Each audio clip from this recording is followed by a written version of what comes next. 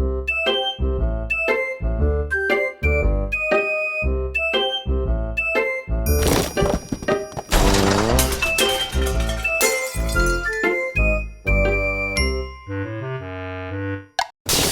rolling. Welcome back to episode 52 of the Jiu Jitsu Dummies podcast, everyone. We're sponsored by Fightback CBD. Get 20% off your CBD order at fightbackcbd.com with code JJD. My name is Milton Campus. I'm a purple belt out of Fight Sports Coral Springs. You can check me out on Instagram at Uncle Milty BJJ. We got Bo behind the camera. Woo! Joining us today, Jim Alers, Alers Martial Arts in Pembroke Pines, Florida. How you doing, brother? I'm good, man. How are you? I'm good. Let's talk about this thing. So you showed up. I'm like, oh, it's WWE interview here Man. with like he's bringing his weapon in, his big hammer. Like, what's going on? Man, this this is definitely a crazy thing that happened to me. I had a ganglion cyst on my wrist, and I didn't have insurance for the longest time, so I had to figure out my own way how to take this off a couple of times. So the first time I Googled a situation of how to take it off was using a Bible to smash it. I did it. It ended up working, hurt like hell, but it eventually came back. So is it like very much below the skin? Is it like on the top? I guess, yeah. It's like, it's like I've heard in the term, skin. but I've never seen one. I don't know what it is. I don't know how to explain. Almost like a little marble in my skin. Okay. And so it came back, got bigger. And so So tell me the Bible. So you looked up something? Yeah. So we looked on YouTube. We saw people doing it. We're like, all right, it must work, Yeah. So we tried it. It's on the internet. It must be true, right? So we tried it, smashed it out. It worked, man. It worked for a while. It came back though, and it kept getting a little bit bigger. So it started to go into my hand a little bit, and I use my hands for everything. So I kind of was getting worried. What if this thing gets too big? Yeah. Again, didn't have insurance. I have a student who's a physician assistant, and he's like, "Man, I can take care of that for you." And I'm like, "All right, let's do it." So we're on his kitchen table, and he's just like pretty much doing a little operation onto my hand, and I'm watching him like in amazement, like, "Whoa, this is crazy! This guy's in my hand." And he's like, "Hey, Jim, are you okay?" And I'm like, "Why? What do you mean?" And apparently I'm sweating, and I look like I'm about to faint. And I'm like, "Actually, I'm not." Gives me some Gatorade. We're good. He ends up not being able to take it out, but cuts it. It goes away for a while. We're good. How deep is he in your hand? You say like he opened it out. Like how? Yeah. So how like deep is he? You're like seeing like little I don't even know, like little things in your hand that you shouldn't see, definitely. And so but we healed it up. It was good. Everything was okay. Came back bigger.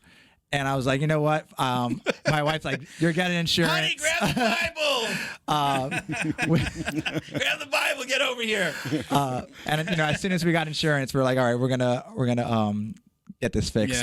So now I didn't think it was gonna be something so crazy. Like I said, I got rid of it 2 other ways, super easy. So I go in, they put me under. I'm in complete surgery for this thing. I see like 10 doctors and nurses around me. I'm like, what is happening?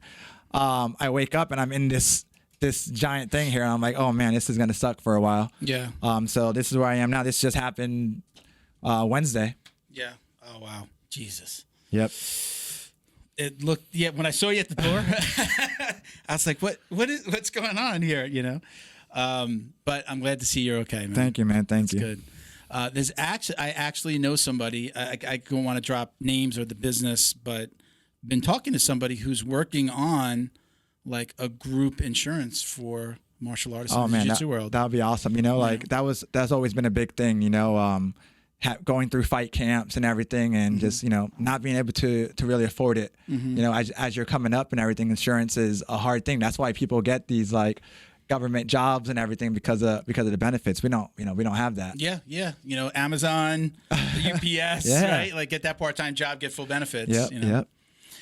Hey, one little thing here too. Since we spoke last, I saw this in an interview. I didn't know, so I'm sorry I didn't get to say something before. You lost your dad due to COVID. Yeah, man. So I'm really sorry to hear that. My condolences. Thank you, man. It was in March. It happened so fast. I think we spoke right before the new year, like December. I think. Right. We aired around December. Yeah. And I didn't see anything online about it. No, yeah. One thing is that I've just been, especially since that happened, I've just been trying to kind of stay off. Yeah.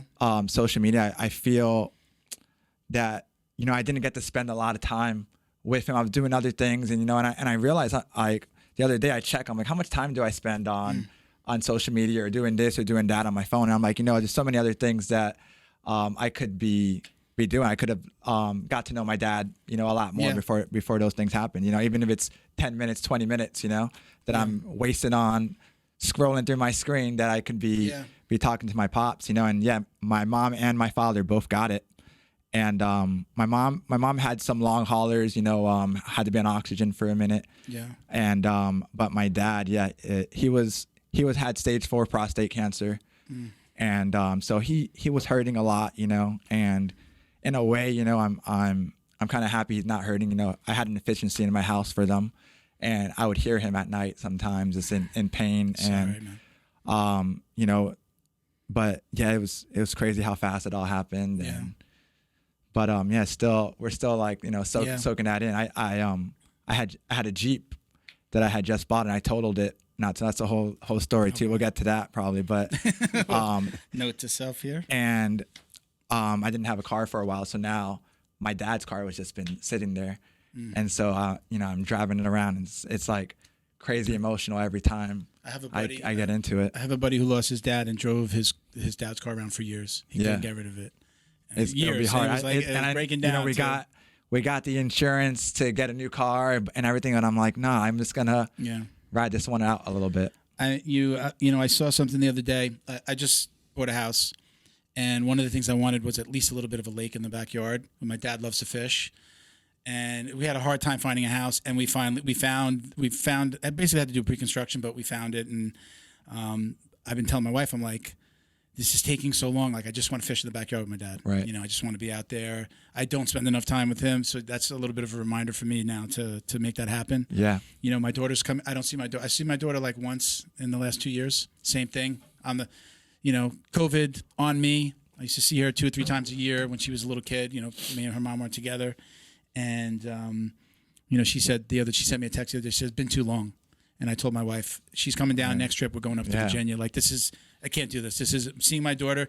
I saw something online that kind of said, to beat a dead horse here, but, you know, like, if I only think about how long I have to live, and if I only see my daughter once a year, once a year, that's not how I want to have a relationship with my daughter. And I hope that she doesn't want to have that same with me. So, like, making that conscious effort with my daughter and then with my own dad. Yeah, I think, another thing that I started doing because of that, just feeling that I didn't have enough time with my dad, is now my wife and I try to make an effort in giving. We have 2 children, a boy and a girl, and giving each one their own day. So like me with my son one day, just us going out, her and my daughter switching one day, me and my daughter, because it's so easy to group them, and you know. And I'm like, I want these memories. I hope that they can think back and just think of the little time, whatever it is that we got to do together. My best memories with my dad to that point are not the trips. It's those little times that we spent together. Like, I always talk about watching boxing with him back when it was Wide World of Sports, like on Saturdays and Sundays, like Vegas. I talk about that all the time. That's like I talk about, because it's one of my best memories of just me and my dad hanging out, and that's where my love of like boxing and martial arts and then the UFC came from. So like, it's those little points. One of the most incredible times I ever had with my daughter was driving up. She flew in, and we drove up to the Nickelodeon Hotel. My wife now, my girlfriend at the time, went up with her daughter, and we met. We were supposed to all drive together, but like there was a delay. They went up, and I drove up with my daughter, and 3-hour drive. Right. That is the best time that I've ever had with my daughter. You know what we wound up doing? We wound up talking about a lot of stuff. And it was like my first car that had like the integration with the phone, like the Bluetooth. So we were going back and forth, playing each other's music and talking about what we loved, and like I'm like, oh, did you? Oh, wait, hold on, let me. Listen to this one. Yeah, man. And then she'd be like, I know that song, and she'd be singing it. Like, that was the best 3 hours that I can ever remember having with my daughter. And I hope that she feels this. I hope like she'll remember that. I remember that.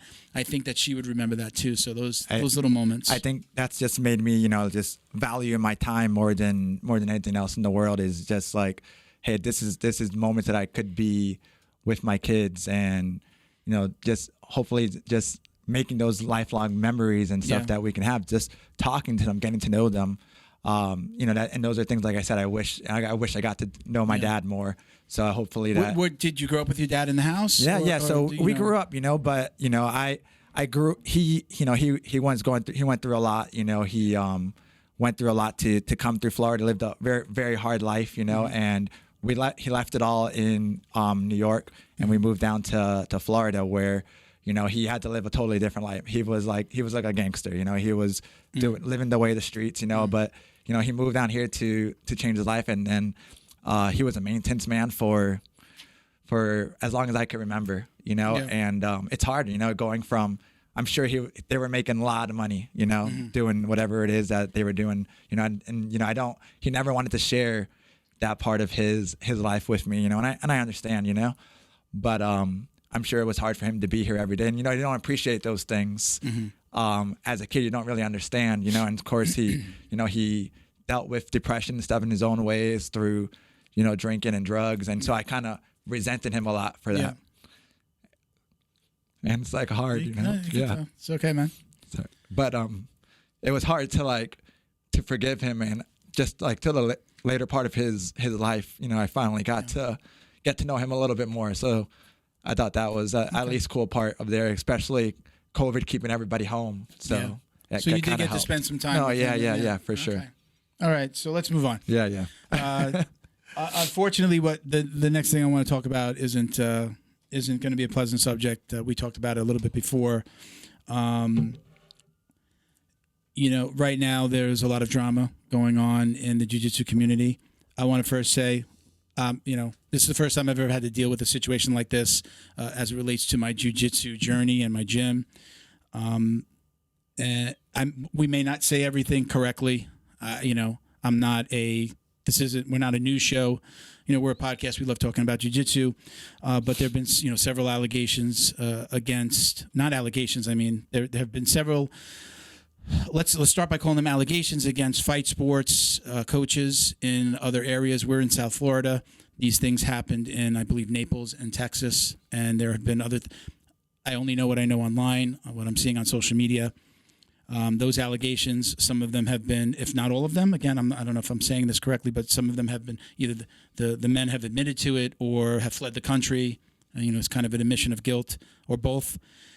And I felt like we needed to talk about it. I train in fight sports in Coral Springs. My coaches are incredible. I've never trained in Miami. I think I went to one seminar in Miami when they did an event to raise money for Maria. When we lost a couple of gyms, I think in the Keys and one in Puerto Rico. And so felt like we needed to address it. There's a lot going on. So number one, my heart goes out to the victims. I couldn't imagine what they and their families are going through. You go through it once when it happens, then you go through it another time if you choose to come, take it public. So they, and I'm sure even more than that. And then the attacks online and who's telling the truth. I do have to say, this is my own personal opinion. I'm not going to speak for you.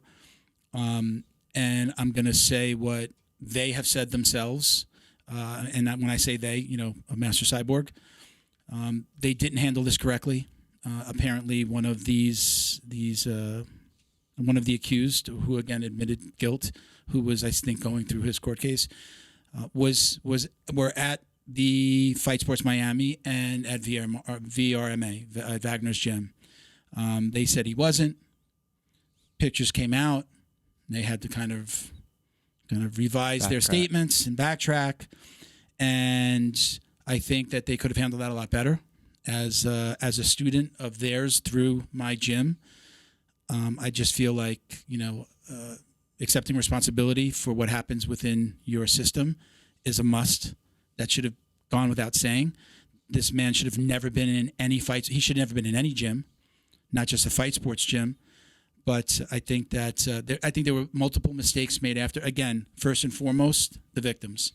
We've got to keep them in our prayers. Hope that they can, go beyond this, and hopefully they can move forward. Hopefully, continuing their jiu-jitsu journeys and their life journey. They're just their life. Correct. Yeah. Again, I don't know if I'm saying everything politically correctly, but that's how I feel. Again, I feel like their mistakes have been made. But go ahead. I mean, do you No, want yeah, to say man. anything about it? It was really surprising to hear. Like I said, like, wake up Wednesday from getting this surgery and everything, and just kind of hearing about it today. And I know a little bit more. You were telling me more about it, but yeah. From what I read in the quick little statements that I saw, I definitely thought maybe things could have been handled a little bit differently on how they approached it. I think 100% it should be about the victims, if anything. And I think it's like something that martial arts in general, needs to really put a handle on in all aspects in every martial art. So now, so I agree with everything that you just said. And again, we talked about this a little bit before. It's easy. I'm not defending anyone. Right. Anyone. But I've been on this show. Anybody can go back and look through any of the podcasts, probably at least every other podcast. I'm talking about how much I love my gym because of the male-female presence. How when somebody asks me, where should I train jiu-jitsu? I'm talking about my gym. Hey, if you're near us, this is why you should go here. The husband-wife team, we have a bunch of female coaches. It's what I believe everybody should have, and why I believe my gym is so awesome. They have an incredible kids program, because when a parent walks in for the first time, they see, and I don't know anything about the other gyms where these things happen. I don't know the female presence. I'm not saying that.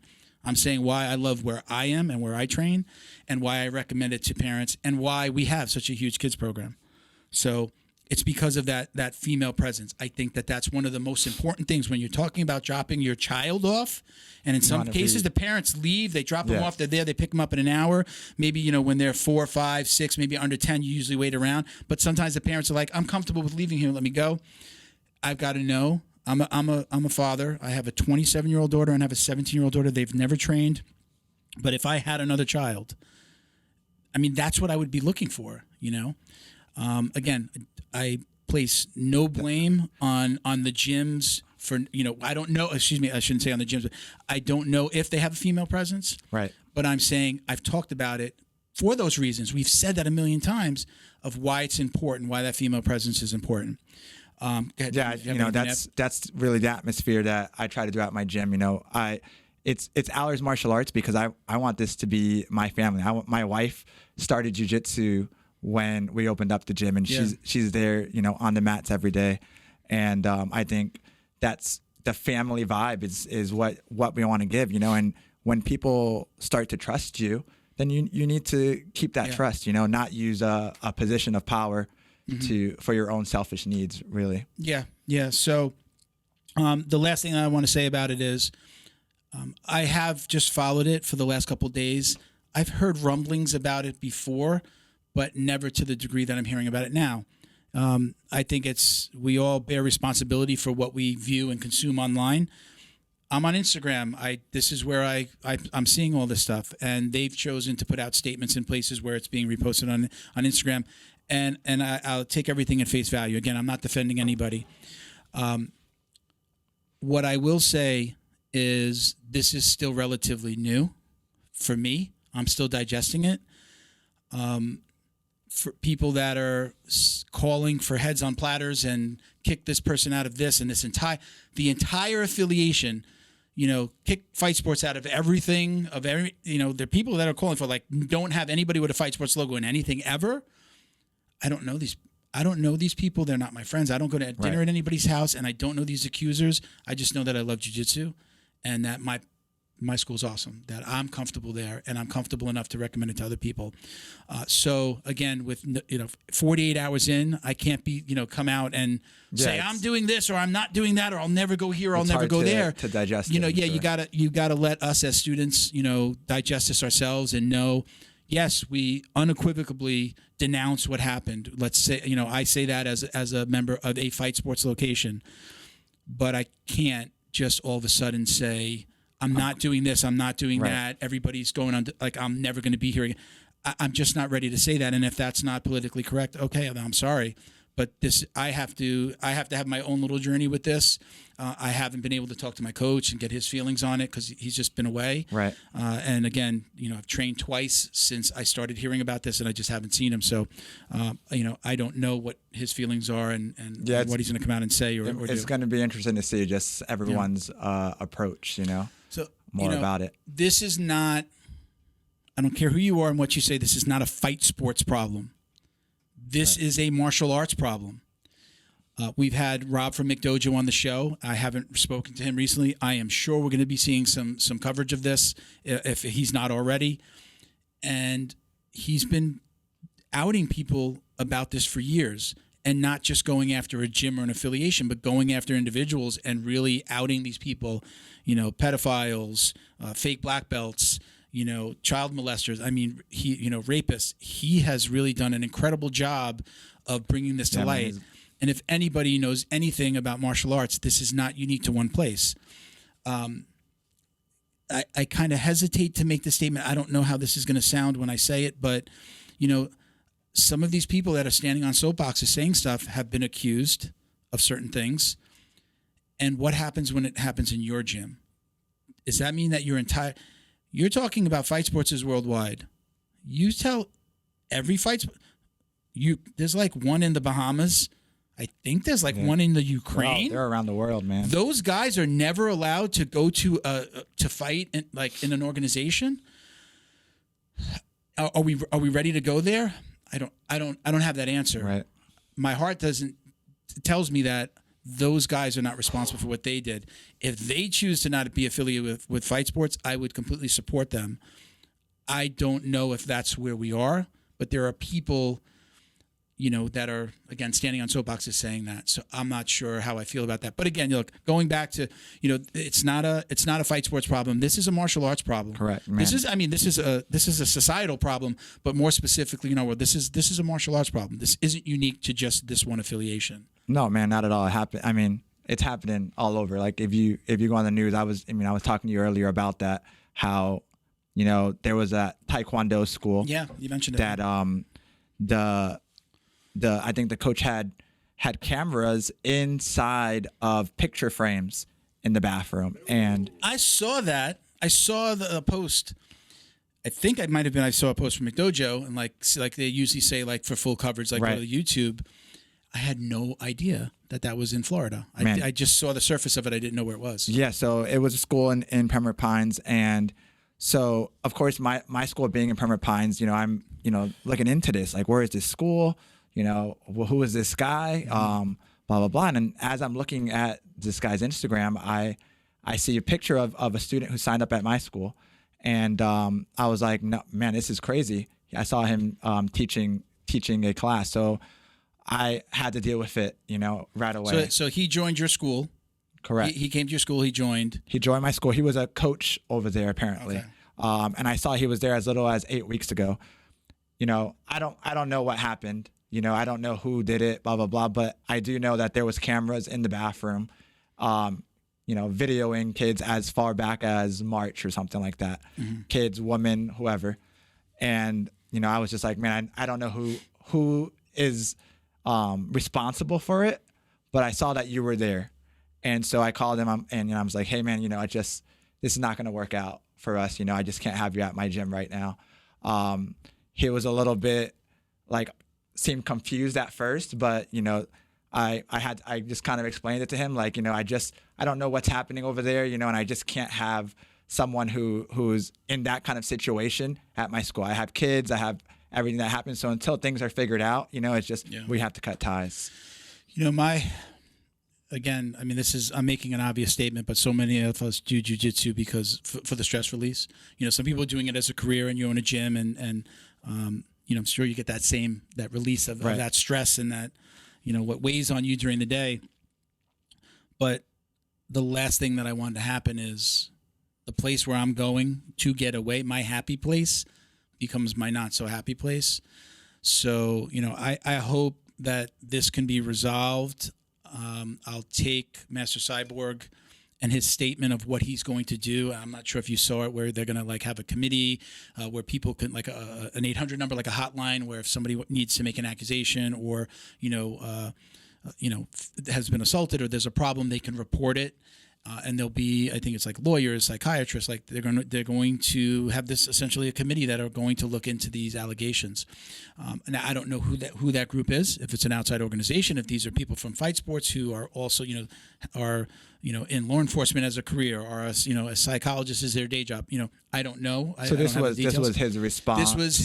This was his second response, because I think the first response of, again, I didn't read it all, but of them, of Master Cyborg and Wagner saying like that he wasn't around this one particular person, the Marcel, I don't even know his last, Goncalves, I think, Marcel Goncalves, that he wasn't at their gyms, and then pictures surfaced where he was at their gyms after. So this was after post 2018, after being arrested and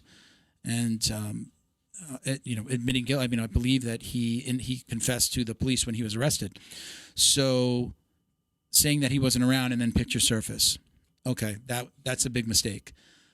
Second statement comes out, and I would kind of want to say maybe at least from Master Cyborg accepting responsibility for having him there, stating that he's going to do better and what he's going to do to do better. And he's also reached out, again, according to his post, to each victim.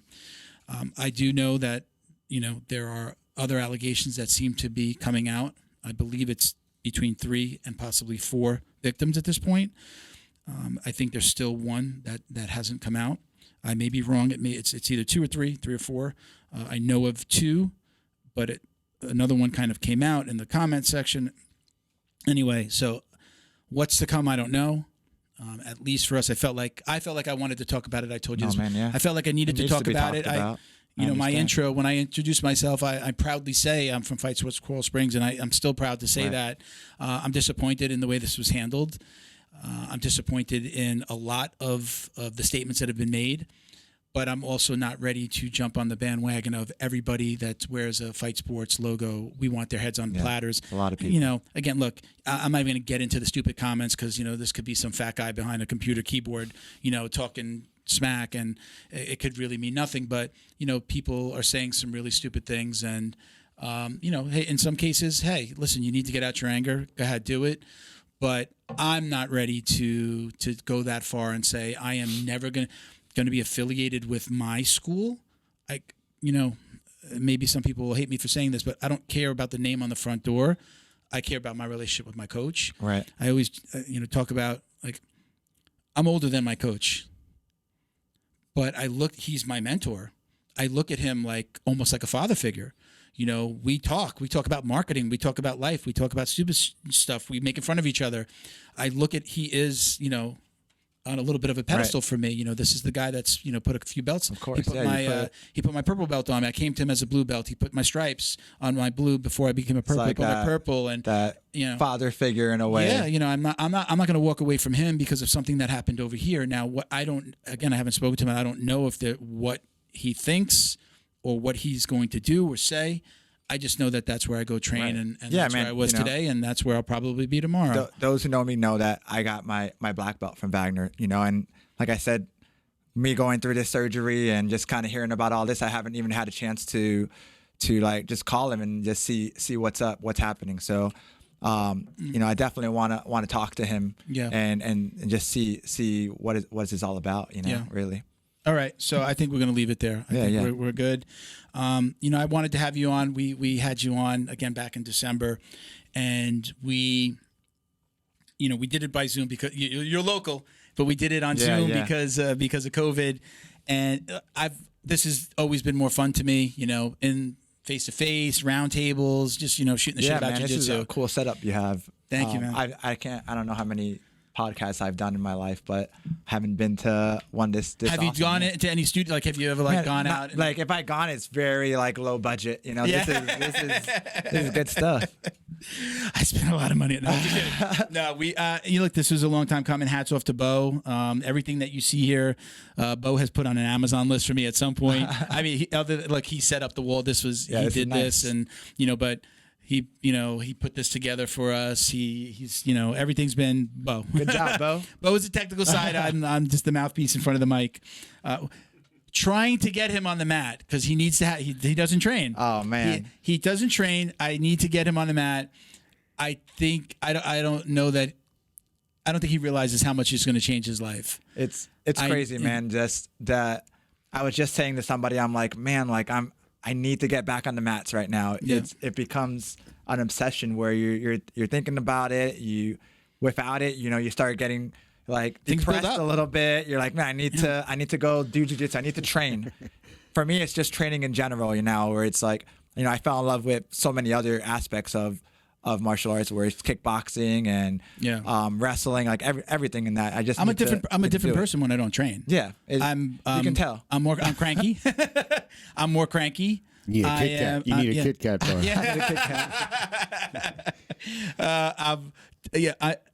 I don't sound like I don't want to sound like a broken record for people that watch the show, but I said this last episode. I tell my wife, if you're mad at me and you want to argue with me, get me after I come home from jiu-jitsu, because I'm going to apologize. I'm going to agree. You're going to be right. And we're going to get through this a lot more quickly. If you come home and you're angry at me and I just had an 8-hour day and I haven't got my little nap before I go to jiu-jitsu, oh, man, let me get it out. Let me get out the stress of the day. And then it'll truly be just about us, not, okay, you're mad at me about something, but I've got all of these other pressures of the day from my regular job and whatever else is life. Now, that's the best time to get me. Now that my wife trains now, she started training when we opened up the gym, and she's killing it, by the way. Blue belt. She's mom of 2.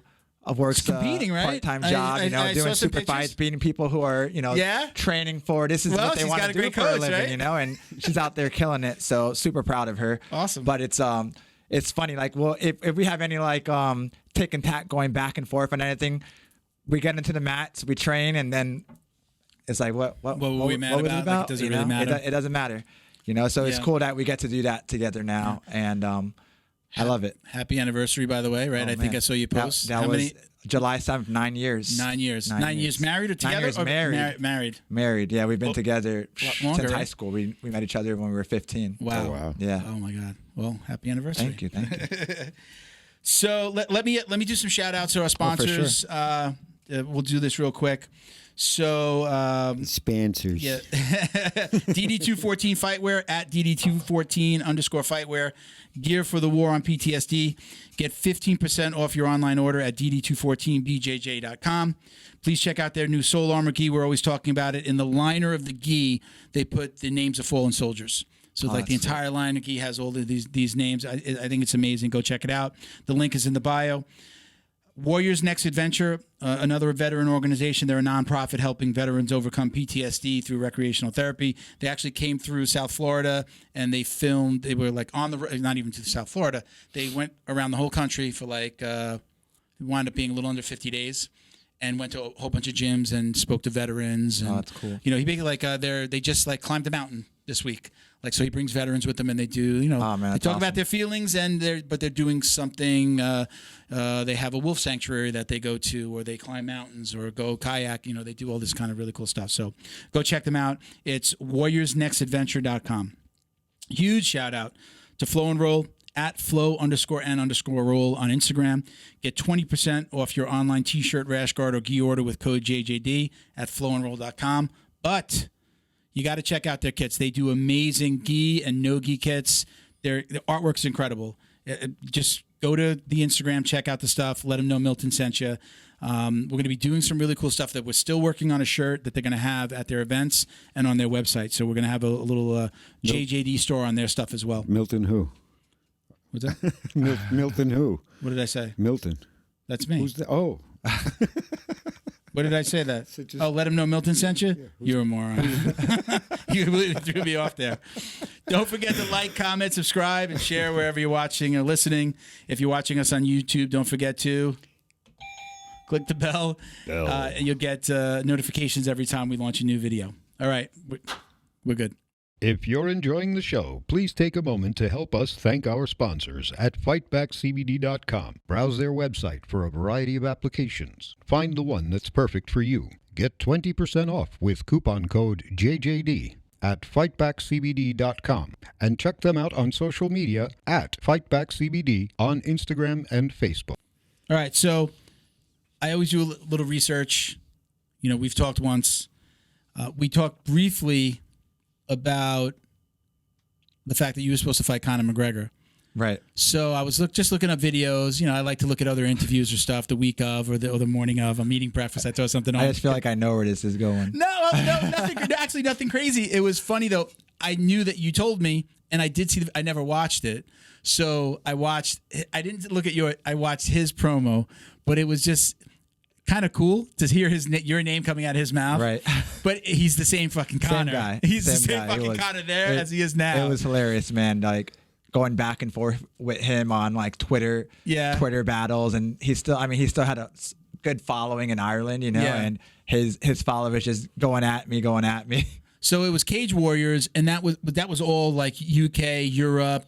Yeah, so it was like all over the UAE, Middle right? East and everything. Yeah, I think I fought with like 6 different countries with them. So, Yeah. I mean, that was something that was always one of my goals from fighting was, I want to see the world on someone else's dime. Yeah. So I got to fight in Ireland on New Year's Eve. I fought in Wales. I fought in Scotland, Bahrain,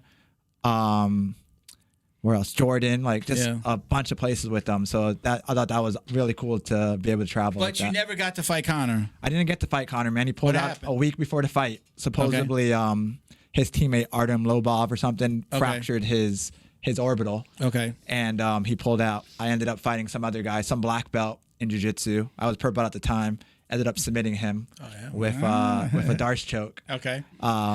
Which was cool. And he ended up, after that, fighting at a different weight. We were supposed to fight again. Didn't happen. Yeah. He's in the UFC and blew up. Became the star he is. So he get into the UFC before you took a trip over, right? He got in before me, yeah. I think I came in like maybe a year and a half, maybe something like that, 2 years later into the UFC. So, again, I know that we probably talked about some of this a little bit last time, but to elaborate on it a little bit, would you see yourself getting back into a cage? Okay, maybe not UFC, but would you? I mean, so let's put this in first. So you've been doing the bare knuckle fighting. You did 3? I had 4. You had 4 total? No, 5. I'm 4-1. Oh, 4-1. Yeah. Okay. Did you haven't fought since we spoke though? Since the loss, yeah. Since the loss. Okay, that happened before we spoke. Are you going to be fighting again? So I haven't really talked about this much, but I got TKO'd in that fight, and then I had a car accident, the Jeep. I got a nice new Jeep. My wife got it for me. I've always just drove whatever car I had, the cheapest car I can find. My wife was like, "You deserve this." Got me this Jeep. That's awesome. But I wrecked it like 2 months later. Had like a little flash knockout there. Then I was doing a jiu-jitsu super fight in Orlando for this promotion called Submission Grappling Series. Okay. And I was the main event. I'm going against a guy who's pretty well-known over there, Paul Rodriguez. He's the head owner of American Top Team Orlando over there. Okay. And so we're cool. I just train under him. Cool match. We're having a good time. I have him in a triangle, and he picks me up, slams me. I get knocked out.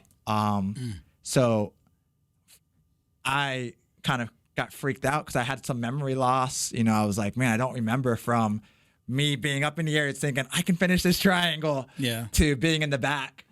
And, talking to the doctor, like, what? I'm like, oh my goodness, I got knocked out. Yeah. I couldn't believe it. And just got me kind of afraid. Weird. I don't know. I just all of a sudden started thinking, man, I have so much more that I can do to live for. I saw in video like my wife running into the cage, and I was like, man, I don't know. Do I want to like risk getting hit in the head more? Yeah. So I think I decided that I think I'm done with bare knuckle. Yeah. After that, for a couple of reasons, not just that. I think they kind of did me kind of dirty after my last fight. Didn't really hear from them ever again after that. Go from fighting main event for them multiple times, and then lose one fight, and they kind of just went MIA on me. Do you feel like are they getting big? And yeah, I think and whatever. I get business. They're getting big. They're signing bigger names. They want other things. But personally, I just didn't want to wait around on the shelf. And I'm gonna turn 35 this year. Bare knuckle was just like a fun thing for me to do. It like reignited my love for fighting. I had retired before that too, before I opened up my gym. but it was a fun ride. I had a good time. I fought main events on pay-per-views and made way more money than I ever did in the UFC, you know? Yeah. And I hear that way too much lately, but yeah. Which was, you know, it's a bad thing right there too. But you know, I made more money than I ever did, like I said, and you know, I had a good time, and it took me a while to like think about like if I want to quit, if I want to stop fighting. But I think you know, it's hard for anybody to stop, you know, especially after a loss. Mm-hmm. And thinking that you have much more, because I'll train with people in the UFC, and I'm like, man, I'm keeping up with these guys, you know, easily. You know, I can do that. I can make it back, but do I want to put in the work? Yeah. So that's where it comes into, is like, man, I know how much hard work it takes to be on top, you know, and you got to do a lot more. I have a lot going on. I have my gym, it's growing, it's getting big. My kids are getting bigger. I want to spend, you know, more time with them. My wife, I want to make sure that through this whole busy life that I have, that I'm giving her the time that, you know, she's needed, so we can nourish our relationship, our marriage, and continue to grow. Am I able to do that while trying to be a fighter right now? I don't know if I can do that, because at the level that I want to fight. I don't want to fight bums ever. Yeah. I want to fight at the highest level that I can fight at. So I don't know. I think I really have to sit down. I'm getting a lot of tests. This is one of the things, since I've got insurance. I'm getting get it in. A bunch of tests on my head and everything, just to make sure that I'm okay.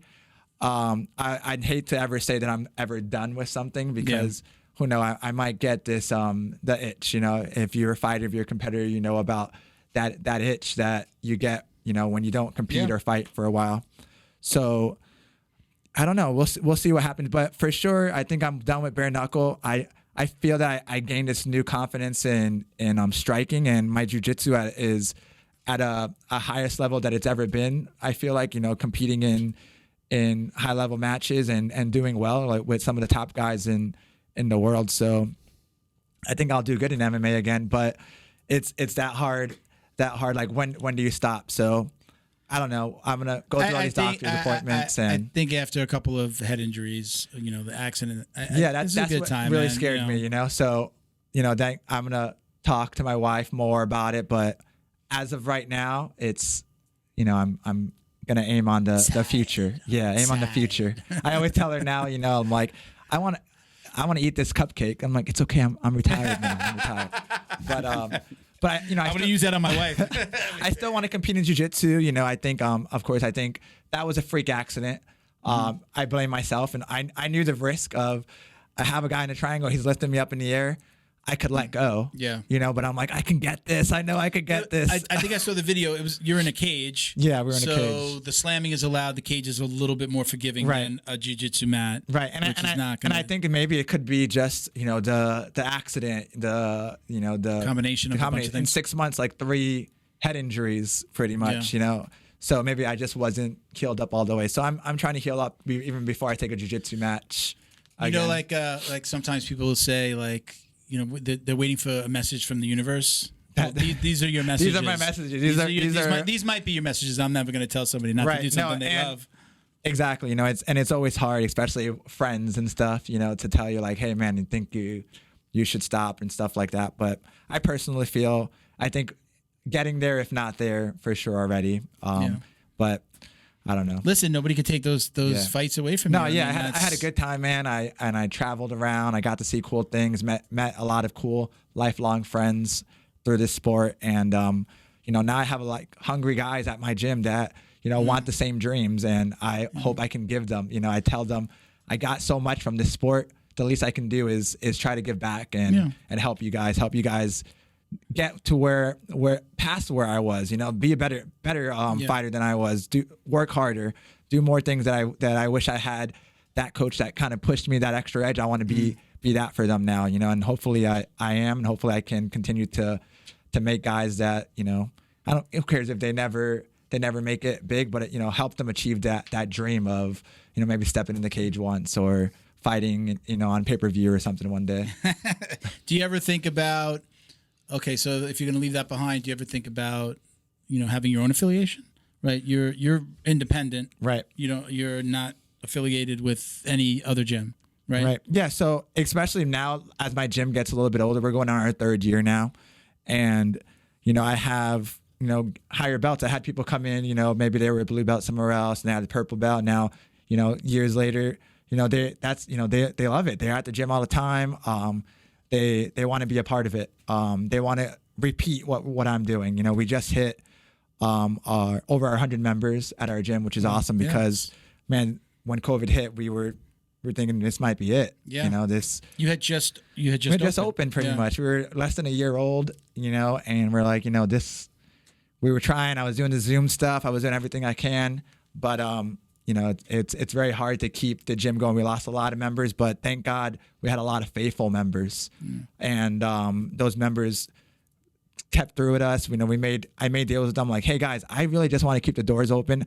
I'm not trying to make money from the gym. I don't really live off the money that we make from the gym yet. Luckily we've made investments and stuff with fight money, and the gym, to live off the gym is a goal, but I want to keep these doors open till this is over with, and so I pretty much lowered a lot of people's payments to just what we needed to pay the bills, and people were cool with that. I was like, hey, do this for 6 months, I'll make your payment this for 6 months if you guys stick with us during this time. A lot of people did. Some people were just like, no man, just continue the payment. I want to support.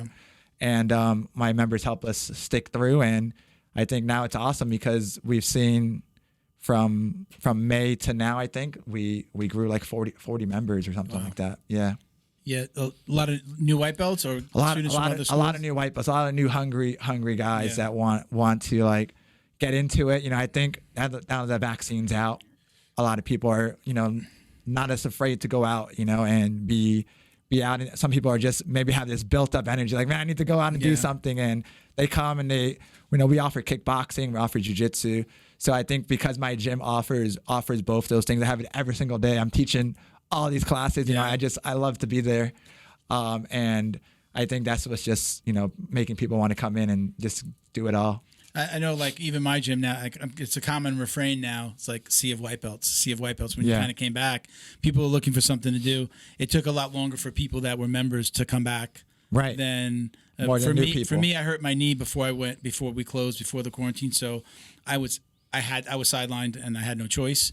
But when I came back, 9 months later, it's like, you're like, who are these new people? Not only who are these new people, who are these large men? Who are these large 20-something men who look like they've been working out the entire quarantine? And I have to deal with this now. And I hadn't picked up weights. I barely did any workouts other than stuff for the knee. You schlub. And I'm like, oh man. It's like, and you kind of feel like, 9 months. I kind of felt. I've told people I am just in the last couple of months feeling like I'm back to what did level, you have in the knee? It wound up being 2 sprains, ACL, MCL sprain. But originally they told me they were tears and that we couldn't do surgery because the hospitals what kind of surgery would they call that? Surgery centers were closed. Right. So they couldn't do surgery. So I was in a brace for a very long time, keeping it straight. And then when I went back, he was like, yeah, you're looking good. And I'm like, okay, so when do we have to do the surgery? He's like, no, Then he went from he said tears to sprain. I'm like, how did you go from that? So I'm like, you always got to get a second opinion. Yeah, people always told me that. Opinion. Yeah, and he's like, no, you got sprains, and I've been fine, and that's good. But my jiu-jitsu itself, I really feel like I'm just getting back to, again, the last couple of months, like where I was then. And it's been, again, you got these young kids coming in, freaking like. Oh man, yeah, I have a bunch of kids in their 20s, and I'm like, oh man, when you roll with them, they give you 100% every time. So I'm like, man, this is hard. This gets hard after all. Unless as a coach, you got to stay in shape. Yeah. I never want to be a coach that doesn't roll with their students and stuff. Like right now, I'm hating it. Yeah, I'm hating that I can't roll with my students and train with them. That's how how they're improving and what things that they can work on, and that's how you can build off your classes. Like, man, every time I'm rolling with them, I'm noticing they're not getting these things. Yeah. But when I can't do that, it's horrible. I'm like, man, I need to roll. So I don't know if I had gotten my question out. Do you feel like would you ever create an affiliate, like an affiliation? Yeah. Would you have put your name on other gyms? Yeah, for sure. I think over time, as I developed my program and how my gyms ran, and if I can duplicate that, you know, and put out a curriculum for other people. Put out a good curriculum, and you know, these are things that I'm working on that it took me a while.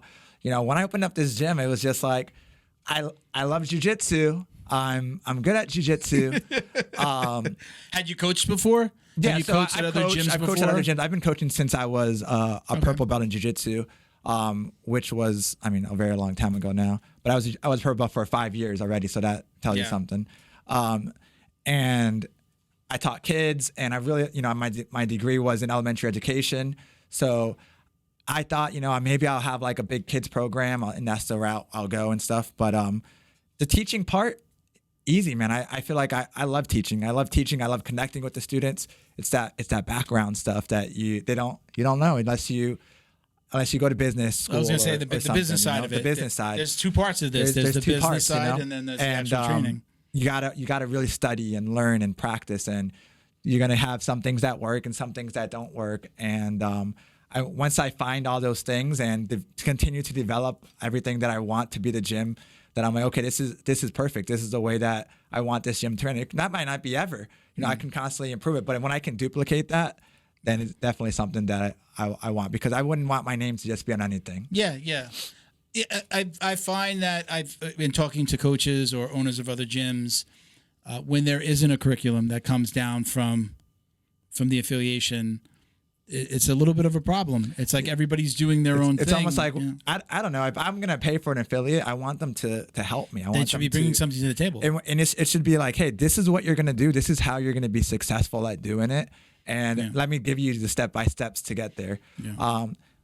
It's easy to put that on paper too, and I guess for me is I have a vibe at my gym that I want to keep. Yeah. So I want people to walk into any other Alers martial arts, you know, and feel that same vibe. You know, I don't want them to go a different route. So I'd have to be very like careful to choose like who I would want to hold up that banner of mine. You're very you've seen, again, I've met you now second time or 3 times. Once in the gym, once now, and via Zoom. Yeah. You seem like the easiest of going guys. Man. Your voice is very soft. You're very soft spoken. I'm not the first person to ever say that to you. I tell people, I'm like, man, they just probably assume sometime that I'm like this like hardcore like mean person or like just all about fighting. I'm like, man, that's the last thing. I'm super laid back. It's very hard to get me angry, you know. Yeah. When we talked the first time, and I had done research for that episode, you were having, I think maybe you had already had the fight with Palomino. Yeah. And you kind of had that, you were having that kind of back and forth at the weigh-in. Right. And again, I had met you at the gym, so then I'm looking at that later, and I'm like, that's not, wow.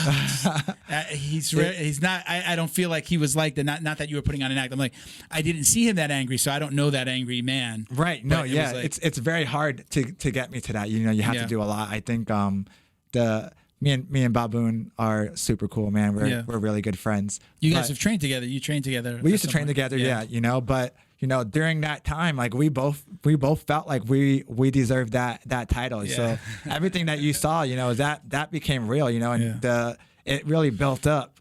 But at the end of the day, you know, we've hung out together, we've chilled together after that. Yeah. We're good friends, but we both wanted that, you know, and in the fight world, that's going to happen.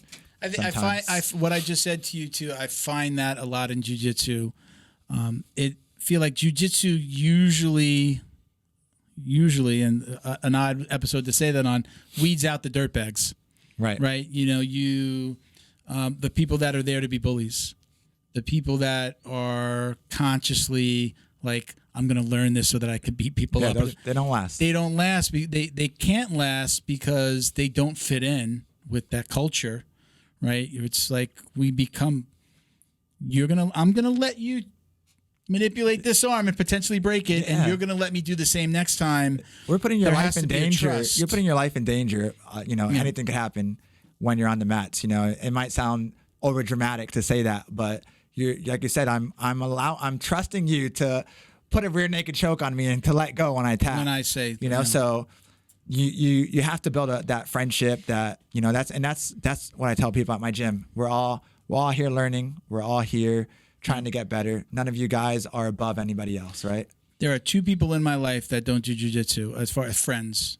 That man right there. Oh, man. Which I'm trying to get him on the mat. Yo. And one friend from New York that I keep in touch with. I mean, you got your Facebook friends. People that I see. I invited him to my wedding. Put it that, that was my one friend from New York that I invited to my wedding. I was telling my wife, I do not think, I don't think I know anybody that is out of the fight game, really. Maybe from my church now. Yeah. I've been, really big into getting into church now. And so from my church, but even myself working on them, like, man, come to the gym, come train, so who knows, maybe everybody else I know. Everyone else I know is involved with very specifically jiu-jitsu more than anything.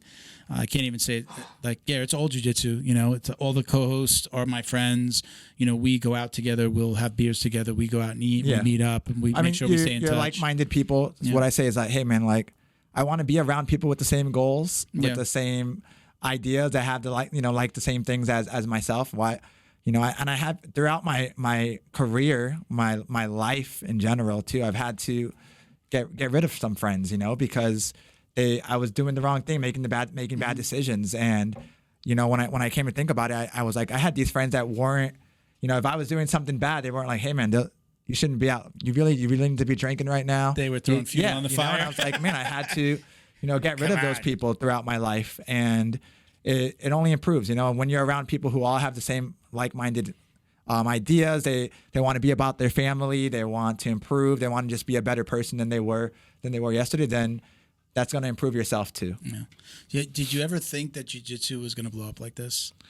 Like when you first started, you started, how many years has it been now? I started in 2005 jiu-jitsu. And when I started in Orlando. There was one school, Gracie Baja. That's it. And just from that one school, right now I can tell this is maybe a way that you can see how much it's blown up. I think, man, there's at least 20, 25 schools in Orlando or something like that, all like branched off of these schools. And when I mean Orlando, I mean like Central Florida in general. And so many people came, and schools break apart, people whatever, and just the amount of schools. So it's crazy. But in the retrospect, we're still small. We need to get bigger. We need to grow. There's so many things that we could do to improve the sport and get it more mainstream. But there's still people out there that I'll tell them, I fought in the UFC, and they're like, what is it? Like, what is that? Is that like that thing where no rules and everything? And I'm like, so that's how you can see how anything more than exactly. And then so from there, I have to try to explain what jiu-jitsu is. Sometimes I'm like, people call the gym, Alers martial arts. They just want their kid in something. I'm like, hey, so do you have any idea like what you're calling about jiu-jitsu, about kickboxing? I'm like, no, not really. So then I try to explain, have you seen the UFC? They're like, and I'm like, well, that's usually my first go-to is like, everything that you see. Oops, that was right. Everything that you do see in the UFC, like on the ground, without the striking, that's jiu-jitsu, that's grappling. That's what you're gonna learn when we're doing jiu-jitsu. And you have the sports way, you have the self-defense way, but this is grappling, and that's how I try to explain it. But even then, I have people who call and have no idea what that is. So we still have a long way to go. I think a lot of times people who are in the jiu-jitsu scene may feel that it's a lot bigger right now than what it is, but we still have so much. We can grow it. We can get it better. We can get bigger. We can do so much more so people can kind of honestly see, this guy Gracie did it. He showed the whole world, and still there's people doing karate. There's still people, So what are as someone who trains people in, right? You're doing kickboxing, you're doing jiu-jitsu, anything else? We do full mixed martial arts as well. Okay. So I have the way I teach my kids program. I want the children to want to do this for the rest of their life. And maybe they might not become world champions and stuff, but I want it to be fun. I want it to be something that they want to keep coming to as they get older and grow, and maybe keep jiu-jitsu as a lifetime thing, not just something they say that they did when they were a little kid. And I feel at times gyms that really push that competition and stuff, that the kids, I've seen it so many times that kids stop, they quit, they get tired of it as they get older. Very, very few, you have these very few of the kids that make it all the way and they become these prodigies. We're starting to see it more with some of these guys who you see, the Mikey Musumeci, who, was Kid Star coming up, the Batulo Brothers and stuff. I see these guys come and they get so big, but I want to make jiu-jitsu something that people do forever. Who cares if you become a world champ? Awesome. I hope that's an awesome goal. I hope it happens. It's a small percentage of people. I want them to be able to say, man, I have jiu-jitsu forever. So I want to make it fun. I want to make it something that they do forever. I've made this statement before that there are more of us than there are of them. Us meaning a guy like me who's a hobbyist. My intention was never to compete. My intention was never to be in a larger organization or be on a fight to win. I mean, I didn't even know about that stuff. I just wanted to learn jiu-jitsu. I wanted the self-defense and I wanted the exercise. I take nothing away from somebody that wants to be a star or take it further. Great. Right. I'm here to come on the support. show. Yeah, that's cool. Come on, I'll support you. But there are so many people that, like, if you say, I don't compete. I'm saying, if you say, I don't compete, oh, you don't compete. Why not? Why? Well, yeah. I said, well, I did compete. I had a freaking heart attack, and it's very hard for me to train the way I need to be able to stay on that mat, to do 3 to 6 matches. My cardio can't keep up, and my heart can't keep up with it. Right. Can I get there again one day? I would love to. But I have a 9 to 5, and right then now I have to do that. You enjoy going on the mats. You love the thought process that jiu-jitsu gives you. I can't live without it. I can't live without it, but it's giving me what I need. Right. And this is the way that I'm giving back, is through the podcast and spreading the word. You know, I call it spreading the word. Spreading be a part the word. of it. And that's something that I need to learn to, like, I love, you know, I love the sport. I love the mixed martial arts. I want to be a part of it more. Yeah. Maybe competition might not always be a thing. You know, there's going to be times when I'm hurt or this, but find the next gym. Could be a part Find of the it next in gym, different ways. Alers. You know, be a part of it in different ways. Yeah. And you know, like I said, I have fighters. I have people that are aspiring to make it to the UFC, you know, and that's cool too. But the majority of my students are hobbyists, you know, and I respect that. I tell people, hey, if you want to compete, I'm going to do everything I can to make sure that you're going to be as ready as you're going to be, and you know that you can do the best that you're going to do. And if not, you don't have to compete. It's not a thing. I'm not pushing it towards you. You know, if it's something that you want to try, I'm going to support you. I'm going to be there for you and make sure that you do the best that you can.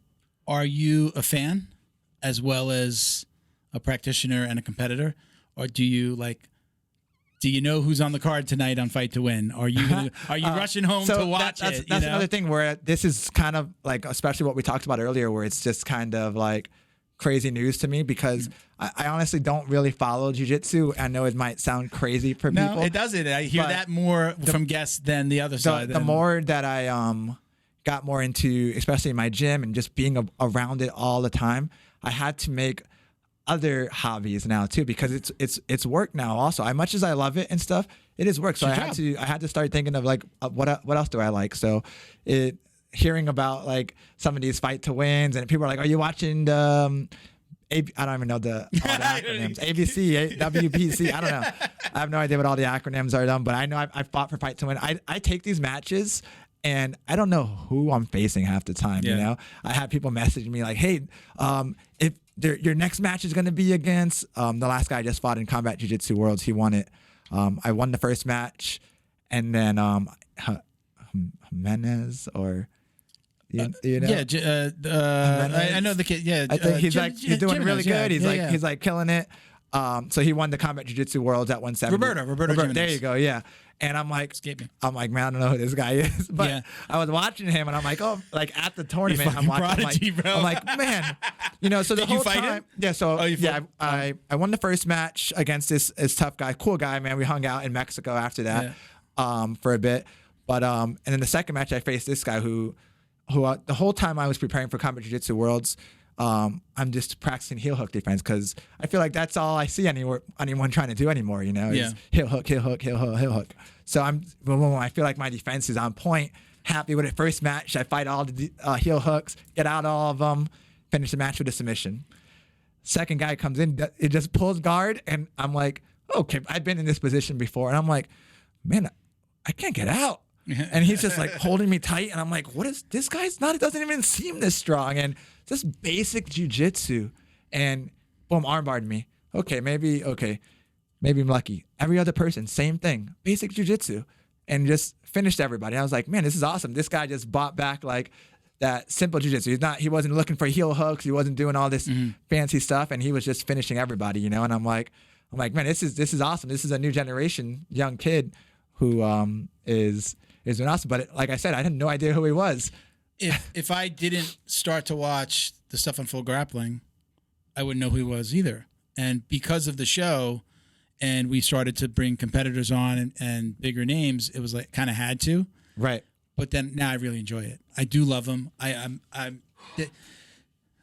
Between my love of the UFC and my love of jiu-jitsu, it's a full-time job if you want to watch everything and know everything. Like, these guys are fighting in different organizations. It's Fight to Win. It's WNO. It's, this guy just got, moved up to, we had a guest on that's now in the UFC. Wow, yeah. Or he's getting his shot. I'm trying to figure out, is he actually going to be fighting on a card, or is he on Dana White's Contender Series? I don't even know, but he's like, we got our shot. I'm going to be fighting in front of Dana, and I haven't seen a post from him for man. I think they got him on usually they can't tell Blackout. you anything. So I'm like, is he going to a Tough?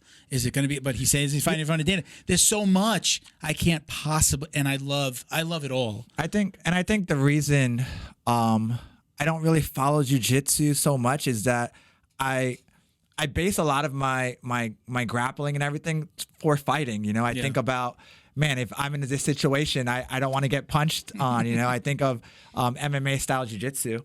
And my gym is, I cater towards it all, where I'm teaching you guys, like, this is jiu-jitsu, but sport jiu-jitsu is a little bit different, but I love that I go out there and compete and leading from the front, showing that, like, hey man, I definitely don't have a lot of the fancy stuff that a lot of these people are doing, but I'm going out there competing with them, and beating people with just that real basic back to drill it, and it works. I take the back. I want to get in there, take your back, rear naked choke you. That's my goal. I'm going to get there many different ways. I'm going to make it happen, but I want to get to those dominant positions. My father, boxing fan. We used to have these basically like 5 or 6 of us, maybe as many as 10 friends and family that we used to get together, and it's like everybody had a pay-per-view, like a boxing pay-per-view. We'd go to different houses. Everybody hosted, and all those guys hated the UFC. There was, old timers, all these cops. It's hard. My dad was cops, like all these cops, retired cops, UFC, whatever. And my father slowly got into it. And in the beginning, it was just like, oh, here they go on the ground. Oh, they're laying on top of each other. It drives me freaking nuts because my wife does that. She knows it gets me mad, so she'll be like, are they wrestling? I do it as a joke all the time when I see it. Sometimes I'll be at live events and I'm like, this is boring. I mean, honestly, like, for myself sometimes, because if you understand jiu-jitsu, then you want to see what's going to happen. Yeah. You want to see, what's going to happen. But for the fans too, if they don't, most of the casual fans, they want to see you just in MMA banging, swinging, get knocked out. But if I see people on the ground that I can tell don't know what they're doing, I'm like, referee, stand them up. Yeah. He's just laying there. He has no idea what he's going to do there. If I see Damian Maia take somebody down, like, don't touch that. Wait, give him some time. But it's different when the person doesn't have any jiu-jitsu and they're just they lay down on you and just waiting for nothing to happen. So I started to have these conversations over the last couple of years with my dad. He'll be like, "Oh, did you see the UFC?" Like, he's coming to me like, "Did you see the UFC?" He's going to the dark side. But I would be like, "No, I didn't see." He's like, "I thought you were this huge fan. What's going on?" Like, he's like, "Hey, this guy Connor or this and that," and he knows he's starting to know the names. Or he'll be like, "Hey, who was that guy?" And I'm like, "I didn't watch." He's like, "What? Man, it's thought hard. You do this. It's so hard to keep up. I try. When I first started, I was such a big fan. I was keeping up with everybody. When I got into the UFC, I was such a fanboy. Like, I saw taking pictures with Uriah Faber, this, that. Like, no matter who, hey man, take a picture with me, because I was still such a big fan. I couldn't believe, oh my God, I'm here fighting with people who I used to watch on television. Yeah. But over time, it's just like there's so many events now. It's really hard to keep up. If I don't know the person physically, like, I'm like, this is a friend, this is someone that I've trained with, then honestly, I don't. You want to watch it, like, you'll make time to watch it. Yeah, I'll make time to watch it. We have there's people that I'm like, man, I can't miss this guy's fight. Elvin Espinosa, he trains out of Round 5 in Hialeah Gardens. He just fought for PFL. This guy's a killer. you know, and I'm like, man, I need to watch this fight, you know, and I don't feel like that when John Jones is fighting, when Conor McGregor is fighting, you know, but he's not known yet because I'm like, this kid's going to be known. Yeah. You know, I know this I've seen him train. I'm like, this kid's going to be a prodigy. And I'm happy to like support people that I know, people that I train. I'm like, I want to watch him. I want to see how he succeeds. And then you get to almost be a part of their journey. Like, man, you know, I watched him since he was in the beginning. I'll tell you, I do have, I don't know if I've ever spoken about this on the podcast. I do have a dream of one day cornering somebody in a UFC fight as like be the jiu-jitsu guy in the corner. That would be amazing. That would be like a dream come true. Yeah, those are aspirations as a coach as I get older. You know, like I've cornered so many people, you know, in different events, and I'm like, that would be something cool. It'd be like, man, I fought there, and man, now I'm in the corner coaching somebody. I love one of the best. I love training people at my regular job, and I love coaching jiu-jitsu. I haven't done it really since my first gym. I was a 2-stripe blue belt when I left, where he closed, and then I went to Fight Sports. So I haven't really had a chance to do it. Let's make it happen, man. You'll be the jiu-jitsu coach. I'm the striking coach. Both of us, same dream. I would like at my gym now, if I see somebody new, like I'll make a point. I was me and a black belt where we were doing our, doing drills, and I saw 2 white belts, like the black. We were doing some sweeps, and I could see 2 white belts training, and they were like looking at each other, like, "What are we doing?" And I just said, "Hey, bro, grab one. I'll grab the other." And we just grabbed them, and then I'm showing this guy that's been training for 3 days. He's had 3 classes. Right. I love that. I'm like, all right, look, we got to start here. And I know that basics. I love. Yeah, that's what I did. I was a white belt coaching. I was a blue belt coaching. Right. That's what basics. That's how good schools are. You know that. I love that. That you see that, you know, and students see that and they go out of their way to help. I tell my students after every class, especially like I said, all these new white belts, hey, you guys all remember your first day here, whether it was you came here as a blue belt or as a purple belt still, right? You didn't know everybody. I mean, that's hard for a lot of people, you know, and especially people now coming, you know, haven't seen people for a while. They've been in isolation. Culture shock. Yeah, they're like, oh man, I'm around people again. You know, like make people feel comfortable. Get to know. If you're in a class, I tell people, I'm like, I know every single one of my members' names. You know, and I make it very important that I do know that, because I think that would be crazy to have a coach and he doesn't know who you are. Yeah. You know, I want to know a little bit about them all. I'm like, hey, what do you guys do? Let's work with each other. If you have a business, let's try to promote it from within so that everyone can benefit off of it. Yeah. Especially with teaching. Hey guys, you see that, you remember your first day, help them out. You know, and I tell people when I talk about coaching, I love coaching because I love to see somebody get it. You know, at work, I call it an idea on a napkin. When a company calls in and says, I have an idea for this new product, or I need to launch this, watching it go from that idea and helping them, and then it's like out in the public, whatever it is, whether it's a service or a product. It's the same way with jiu-jitsu. Like, I love when they don't get it and then they're doing it, and then even better when somebody that you taught to do something is teaching it to somebody else teaching it the right way. That's the amazing best thing. Feeling, because I love that. It's what you have in your mind.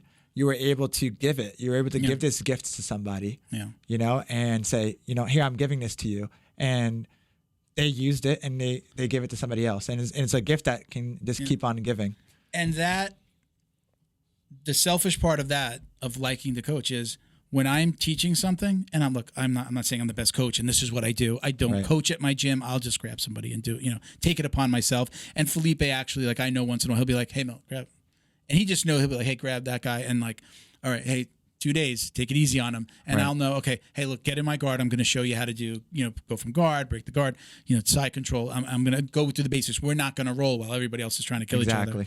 But that selfish part of that is I get better at that thing that I'm showing them, because it forces me to remember the little, where's my foot? Oh yeah. Teaching. Where's my arm? When I bring people to the kids class, I'm like, hey, you're going to learn a lot here, because as you're teaching, that's how I first started teaching. I started teaching the kids class. I tell people, if you can teach kids, you can teach anybody, right? With kids, the first thing you need is patience. Without that, you're not going to get far teaching kids.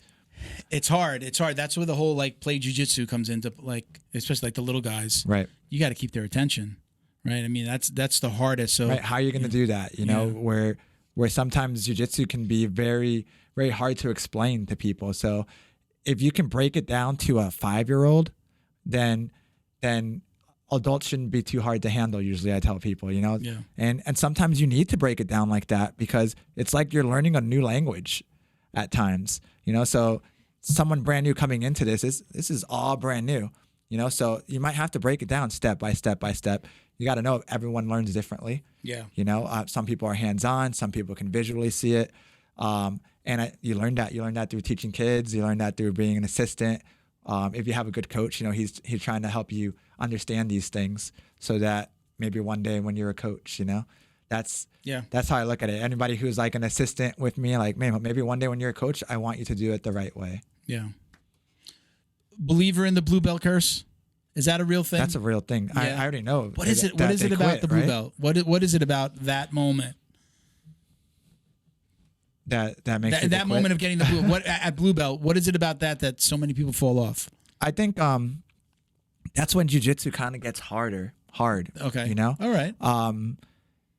A blue belt is very like it's not too hard to understand a lot of the moves. If you think about what do you feel like a blue belt should know, you know, and it's just a lot of those like those basic things, and it's with timing and stuff, things happen and those things evolve.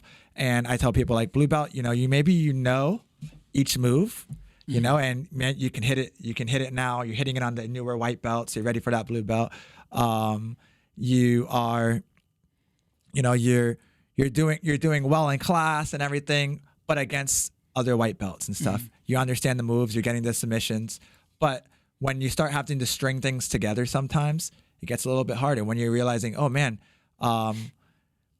it's going to take a little bit more for me to move on to this next belt. People are just happy. Like, hey man, you know what? I got the blue belt. I know jiu-jitsu. I can defend myself if I need to, which I feel personally myself, anybody who I give a blue belt should be able to defend themselves against most people on the street, you know? I mean, and people think that's crazy, but I mean, you see it, you do jiu-jitsu. Know when a new person comes in and you can just literally like do the most simplest things to them, and it gets away no matter how big they are, you know. But it works. But I think most people think, I got that blue belt, I'm good. I don't need to keep going, and it's more than that. It's more than that, you know. Becoming jiu-jitsu, really understanding jiu-jitsu, and to get your black belt, I tell people it's like it's not just what you know. It's understanding the whole timing and how to put your weight and stuff. That's just stuff that you learn on the mat, you know, over time and years and years and years. I have never thought about quitting jiu-jitsu, not once, ever. As a matter of fact, I overdid it in the beginning. I was with my now wife, my girlfriend, 6 days a week, minimum 2 hours a day, open mats on Saturdays, traveling to other gyms on Saturday, only taking Sundays off. And it absolutely never crossed my mind. When I started at Fight Sports, that was probably I think 3 years into my jiu-jitsu. And Junior, I don't know if you know Junior Vega. He's one of the hosts on the show every once in a while. He's a black belt under Felipe. And he used to be like, man, sometimes you're he just came off the mat one day, and I know it's not his saying, but he was like, sometimes you're the hammer, sometimes you're the nail. Yeah. And I was like, yeah, I do feel that way. So when I have a bad day, I was like, you've got to remember that. I just have to remember because sometimes I have a bad day. Somebody kicked my ass, or I'm just not getting something, or my back is something's hurting, and it's just like I can't really move. Like they want me to move, and I'm doing even a drill. I'm like, oh, I can't get in that position. It's crazy. I say it to myself. I'm like, okay, you were the nail. You got to remember that. And then sometimes, like today, everybody was like 60 pounds lighter than me. I was able to really practice like technique today because it was just like, okay, get this Kimura, let it go, get this leg lock, let it go. And, I was the hammer today. I wasn't beating up. There was like girls and kids. You didn't. But you get the point, right? So I was the hammer today. But on those bad days, that's what people need to tell themselves. Like, I'm not always supposed to be the hammer. I'm not always supposed to feel like I just came out of there and I won a UFC. I have to know that those, again, it may sound corny to us. We know, we hear like, you don't lose, you learn. You have to be that nail in order to really be that hammer one day, to learn the stuff that you need to learn. So I go out of my, like, if I'm having a bad day, again, never thought about quitting, but if I'm like, oh man, God, I'm getting old, man, those kids really tooled me up today.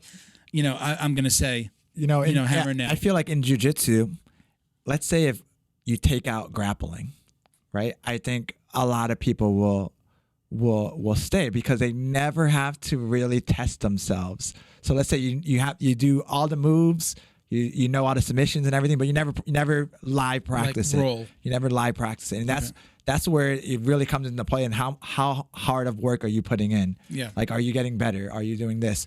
And if you take that away, I think more people will do it. I think the fact that, when you start rolling and doing all these things, you start to realize, like, man, I need to do more. I need to do more to get better. And I think after blue belt, I think people are just content. They're like, I'm happy with this. Yeah. I'm happy with that. Whatever. It doesn't need to go any further. Yeah. Where it sucks. It sucks because I tell people, look around. I remember I had a blue belt test when I got my blue belt. It was the only test I ever took for any belt. Yeah. I was part of Gracie Baja, and took a picture. There's like 30 people all getting their blue belt. And I looked at that, and I'm like, oh, wow, only 2 people there got their black belt. Yeah. Me and this other gentleman there. And, everybody else, they faded away. It happens. I don't want to be that guy, man. Yeah. It's a very small percentage, and it's hard. You gotta keep that love for it. For me, like, again, never considered quitting. The only thing that I ever worry about, I'm not gonna wood a lot right now, is injury. Yeah. Again, did have the heart attack, only affects my cardio, but doesn't affect me being able to go to the gym. There's never been a time like, oh, my heart hurts today. Right. I can't go train. No, never. But it does affect my cardio. Part of that is a bigger guy. I need to lose weight. I know that. But my heart, when I start to roll, I can feel my heart beating faster than I remember it beat. I can feel it. I'm very conscious of it. So I know when it's going fast. And I know the thing with jiu-jitsu is I can stall and get it to slow down. Right. I'll even it may sound funny, I don't know if anybody else does this. My first coach taught me before the heart attack, he was a big dude, like a little bit of Lamaze breathing. Like if he was in a bad position, just going, breathe differently. And I know I can bring my heart down. So I'm able to do that. But the only way that I would ever stop is if my body couldn't continue. Again, I'm 48. I want to die and that's where on the I think at 90. A good coach, like I said, having to roll with your students and figure these things out. Because let's say you started jiu-jitsu at 60, and I know people who started jiu-jitsu at 60, and you can't compare what he can do to a 20-year-old, you know? So maybe he's a purple belt at 60 going against a white belt who's like just athletic, strong and everything. I'm sure you can probably, do some things. So it's hard as a coach, as you're promoting. You just got to really feel like, does this person know enough and will be able to represent my jiu-jitsu in a way that I feel is suitable, for their age, for what they're capable of doing. Not everyone's a competitor, like you said, so competitors can get, I feel, promoted differently than they do, right? There's, of course. And if you're competing and you're beating everybody all the time, you're won worlds, and you're not going to stay that belt for much longer. But you hear of other situations. Like I said, I was a purple belt for 5 years. Yeah. There's people who are, when they're competing, they compete, they win, they get promoted. But I think you got to think of the hobbyist. Like, hey man, this is for fun. I'm doing it, to protect myself, for self-defense, for fitness. You got to have different criteria too of how you promote them. Yeah, they should know everything, but man, if they're not keeping up with you can't. Oh man, you're losing to the blue belts, even though he's 21. That's not how it works. You got to be able. When you roll with them as a coach, I put myself in bad positions. I bait my students to see if they take the bite and they go for positions. And when they do, I'm like, okay, and sometimes when they're ahead of me, I'm like, okay, you're understanding it now. Yeah. I thought you were going to do something else. You went past that. You're getting it. And cool. The only way to do that is to do it with your coach. And as a coach, you should be able to set different levels knowing your student. Like I have pro fighters. I'm going to go hard on them, because I have a expectation that you guys are going in there against another pro fighter who's trying to knock your head off. You should be at a level. When I'm going with other people who do it for fun, I'm not trying to submit them 100 times. That doesn't show me what they know. Doesn't show me that they're understanding jiu-jitsu. Will you still compete will you still compete in like the local jiu-jitsu tournaments? I remember when we spoke, you're like, I'll do a new breed. I'll do this. Of course. I'll do any jiu-jitsu still, man, just because and I love competitions and fight to wins. That you'll still do. All of it, yeah. As far as jiu-jitsu, I'll still do it. If there's even the combat if there's stuff a tournament, with the striking. So in combat, I think I got like slapped like one time, and it felt like way different than. Yeah. Did you see that video of that kid that was like throwing both of his hands awesome. up in a competition? That's awesome. He was like I mean, it was that was. I'd rather him punch me. Yeah. He was like slamming down, and like then he I got said, submitted. What helps me is that my jiu-jitsu is very like MMA based. So when I'm in positions, I'm always aware of like this guy can punch me here, this guy can hit me here. So I control a lot of positions so that I can't get hit. So like that's why I felt like, oh man, combat jiu-jitsu is going to be great for me because of my MMA background. My whole MMA game was take you down, ground and pound you, submit you. Again, as a hobbyist, I would like to compete again one day. There's always a little bit in the back of my mind that goes, I'm going to show up and I'm going to see a pro MMA guy or somebody that's like doing the local competition. And you're like, oh my goodness. Like, oh, come on, really? That's why I don't feel know if they need to separate that. I mean, as far as competition wise, it's super hard. Yeah. I mean, they try their best. I think there's too many jiu-jitsu tournaments now. First of all, like there'll be like 3 tournaments in South Florida on the same day. That does not help the jiu-jitsu community. Why? Let's say you signed up for a tournament, I signed up for a different tournament, same team going to 2 different schools, less competitors in your weight class. Some people are getting no. I've been to so many tournaments where my students have no competitors in their weight class. Because you got to think these tournaments are what, $100. Not everyone has that money. So especially if you have 3 tournaments in the same month, let alone the same day, people probably can only do 1 tournament every other month maybe, or this. So that spreads it out so much. So when these guys aren't working together, and I feel like they should work together, and I think that would benefit everybody more. It's like, hey, I'm doing a tournament over here September 11th. Can we not do any other tournament like within a certain time frame to give people some time like to get some money to do this? Because like I said, some people may compete and then that's the only time they did it that year. I don't think you'll ever see that. It's not going to happen. They're all running their own businesses. People want to make money, and so less and less people are. It makes a lot of sense. Though. That makes a lot of sense. I got 2 listener questions. All right, we're going to hit you with here. Manuel Garcia _ 21. Let me speak into the mic. It says, ask him if he plans to compete in any world-class jiu-jitsu tournaments like ADCC or Polaris, or even who's number 1.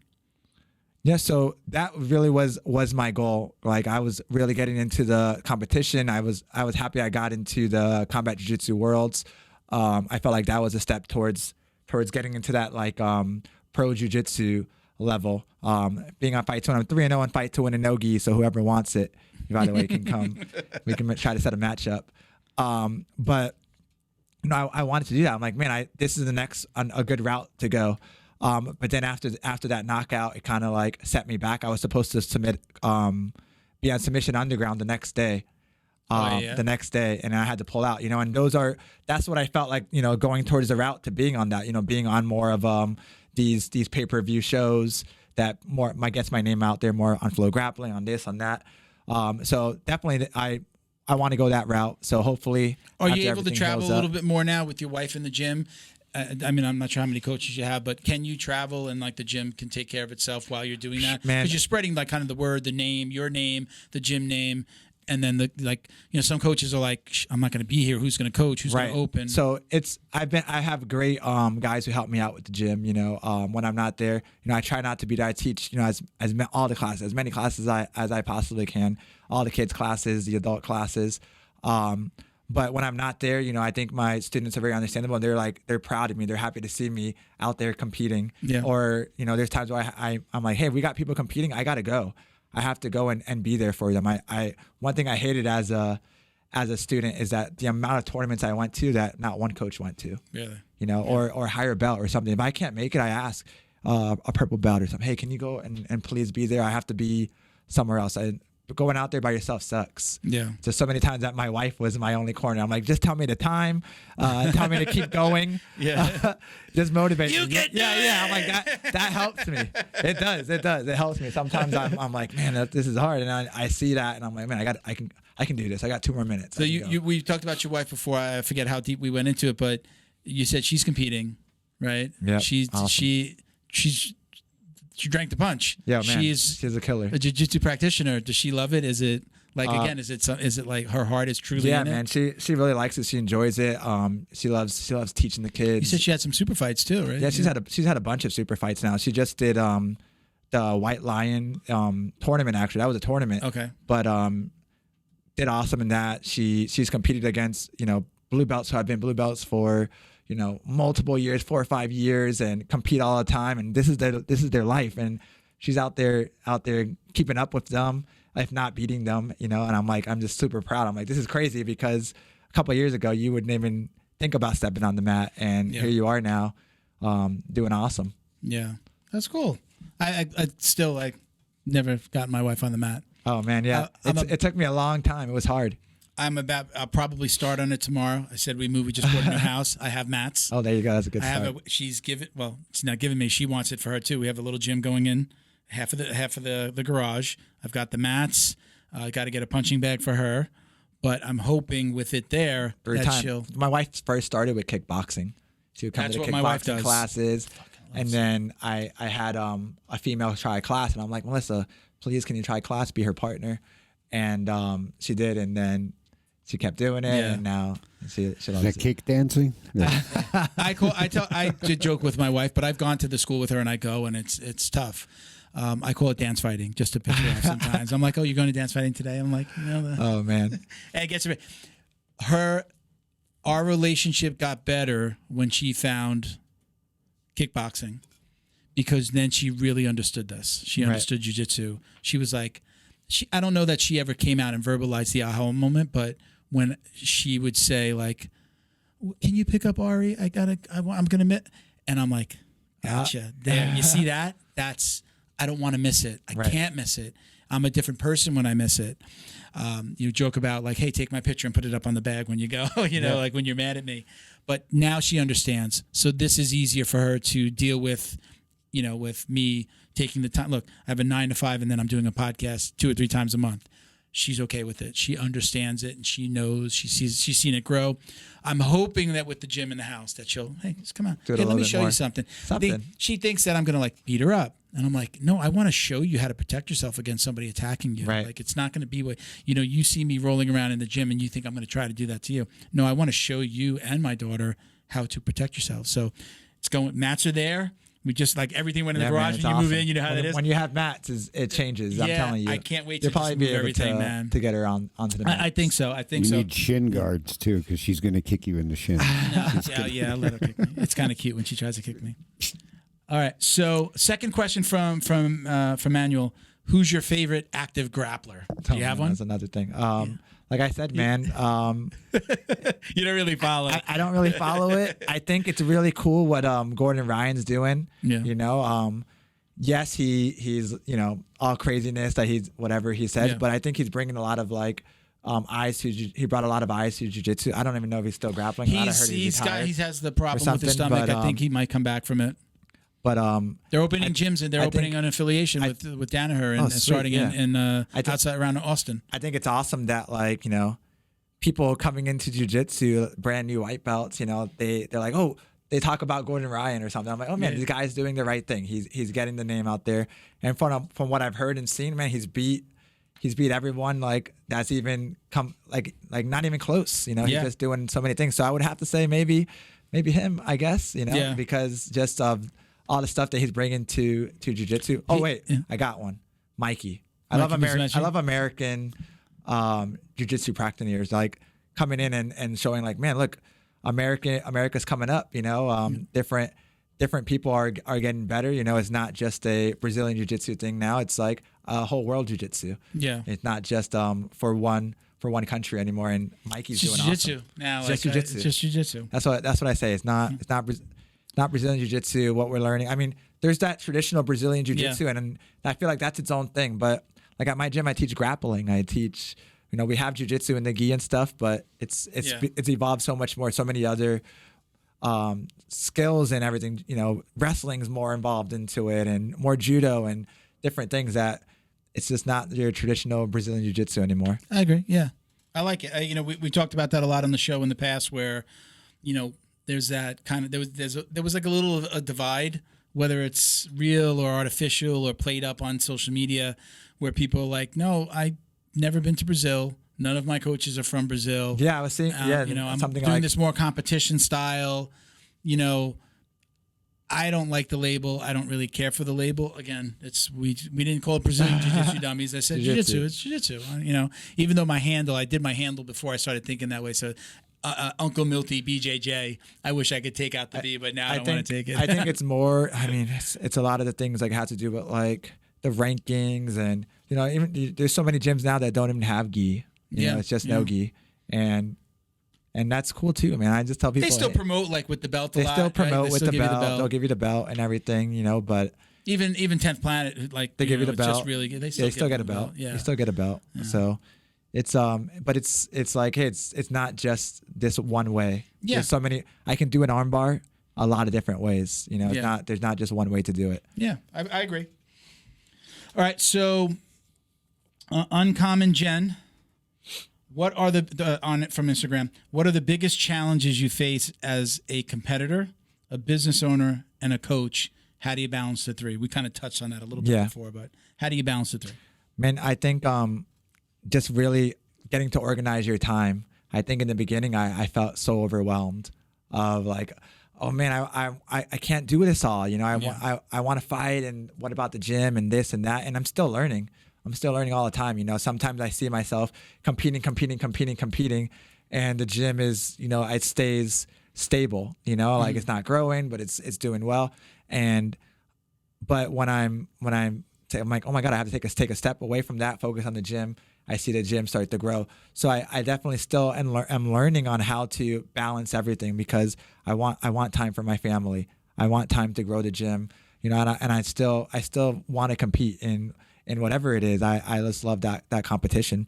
So the number one thing I really feel is having a good support system. It helps me. My wife is there for me so much. How old are your kids? 7 and 6. Okay, so they're not old enough to help out yet. Not yet, but I try. I'm like, hey, you're going to be my helper in the little kids class, Anthony.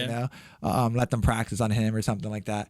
But definitely having that support system. I have so much on my mind all the time, and if I don't write it down, it's gone. So my wife will have to constantly remind me. Yeah, I have to put it on the phone. I have to. I have notes open for every I send possible myself subject. Text messages like so much, and just keeping organized. Organization has been key to growth. I feel like keeping organization and everything, like planning to a T. Like I'm gonna wake up at 7 a.m. I'm gonna try to do this. I'm gonna try to run. I'm gonna try to make this happen. Otherwise, you're gonna leave things out. You're gonna leave things out where it comes for your training. You're gonna leave things out when it comes in regards of your gym. You're gonna leave things out when it comes in regards of your kids. Saying, oh, we'll do this, and you don't get around to doing it. Yeah, got to plan it. I use my calendar for that, because my work day is planned out. So I do it with my personal life and things that I have to do away from my regular job for the podcast. Right. Let's say it's in my iPhone calendar, and if I tell my wife this all the time, especially when she says, hey, we're going to go here next week. So you got to put it on my calendar. Put it on the calendar. Because when I see it there, it's just getting done during that time. I share it now with my wife too. So I'm like, hey, you put it in there, boom, I see it. But for me, it's going to happen. Maybe sometimes I can't do something and I go, okay, I got to move this to another day. Right. But at least you know about it. But it's there. It's in your face. I love to check it off or to delete it's it. in your face. Got it done. It's very fulfilling, I need that in my face. Like, this is coming up. This is coming up. Don't miss it. And I still miss it. When I used to just do it here, I'd be like, oh man, I forgot to do this. You can't do it. I forgot to do this. As I got older, I'm like, man, I cannot rely on this memory. I get punched in the head too much for this. Yeah, I feel it. All right, man. Look, let me do some of my housekeeping, and we're gonna just give some shout outs. Appreciate you for coming on again, man.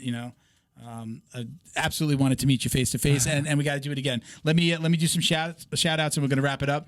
So. Patreon podcast patrons, okay? Carlson Gracie Winter Haven in Winter Haven, Florida. cgwinterhaven.com, at Carlson Gracie _Winterhaven on Instagram. Also want to shout out Carlson Gracie Broward County in North Lauderdale, down here in Florida. CarlsonGracieBrowardCounty.com and at Carlson Gracie Broward County. All right, those are our podcast patrons. These are people who donate a couple of bucks a month and give them a shout out right on our Patreon. John Way Martial Arts in Plantation, Florida. JohnWayMartialArts.com, at John Way Martial Arts. Then we also have our individual patrons: Robert Walker, Frank House, Wolsey Rivera, Boa Athletics. You can check them out at BOA_athletics on IG.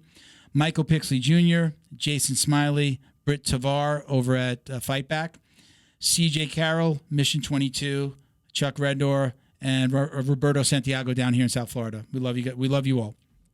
If you'd like to support the show, you can visit us on patreon.com/Jiu-Jitsu Dummies. Join and you're automatically entered to win up to $100 in Jiu-Jitsu swag every month. So we do actually, like those listeners that just asked questions, Right. They'll be in August giveaway pool. Oh, that's cool. So all of our patrons, they're always in it. And then anybody that sends us questions on any show that month, put them in a hat, and then we'll pick one winner. Awesome. They'll get usually a gi from Flow and Roll, some Fightback CBD, a $100 gift card to our podcast store. So we do that. Gotta think about the ladies, man, and get a jiu-jitsu. Really? Really? That is someone that knows nothing about jiu-jitsu. No, not at all. Not at all. We're going to have to cut that out. Let's pause I'm gonna get so we can kicked. cut it. All right, at Jiu-Jitsu Dummies for all the ways to watch, listen, and support. You can donate to our scholarship program where we award one-year scholarships to veterans, first responders, and amazing kids. We've got two right now. We've got two kids. We need to raise a little bit more money to be able to do one for a veteran is going to be up next, all right? Check out the podcast store at jiujitsudummies.shop. You get 15% off with code JJD.